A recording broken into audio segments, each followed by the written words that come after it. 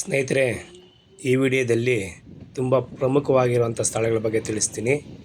ಏನೆಂದರೆ ತುಂಬ ಜನ ಕೇಳಿದರು, ಸೆಟ್ಟಹಳ್ಳಿ ಮತ್ತು ಗಾಣಿಗರಹಳ್ಳಿ ಪರಿಸ್ಥಿತಿ ಏನಿದೆ, ಅದೊಂಚೂರು ವಿಡಿಯೋ ಮಾಡಿ ಅಂತ ತುಂಬ ರಿಕ್ವೆಸ್ಟ್ ಬಂದಿತ್ತು. ಹಾಗಾಗಿ ಸೆಟ್ಟಹಳ್ಳಿ ಮತ್ತು ಗಾಣಿಗರಹಳ್ಳಿ ಎರಡೂ ಸಹ ಈ ವಿಡಿಯೋದಲ್ಲಿ ನೋಡ್ಬೋದು.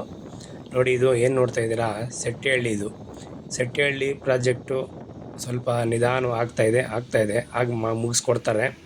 ನೋಡಿ, ಪರಿಸ್ಥಿತಿ ಈ ಥರ ಇದೆ. ಸ್ವಲ್ಪ ನಿಧಾನ ಆಗ್ತದೆ, ವೆಯ್ಟ್ ಮಾಡಿ, ಸಿಗುತ್ತೆ ಮನೆ.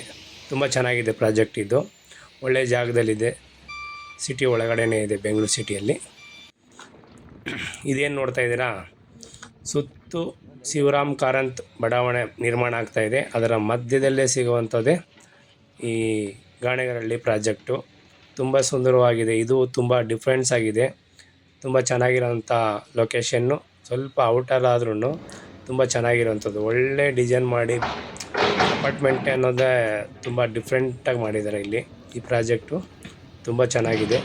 ಆದರೆ ಇಲ್ಲೂ ಸಹ ಸ್ಟಾಪ್ ಮಾಡಿ ಇವಾಗೇನೋ ಸ್ಟಾರ್ಟ್ ಮಾಡಿದ್ದೀನಿ ಅಂತಾರೆ.